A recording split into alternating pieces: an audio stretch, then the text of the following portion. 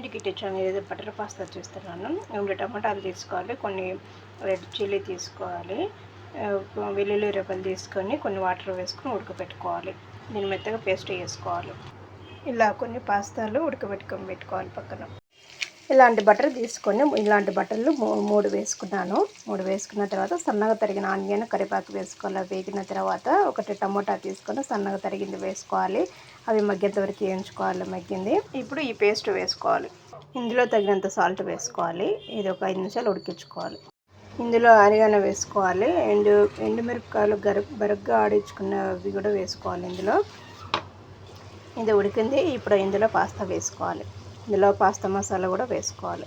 ఇలా ఉడికించుకున్న పాస్తా వేసుకోవాలి. మసాలా అంతా బాగా కలుపుకోవాలి ఇది పట్టేలా. ఇదిగోండి ఇలా కలుపుకోవాలి. కలుపుకున్నాక సాల్ట్ సరిపోయిందో లేదో చూసుకొని తగినంత కొంచెం సాల్ట్ వేసుకోవాలి. అంతే, బటర్ పాస్తా రెడీ.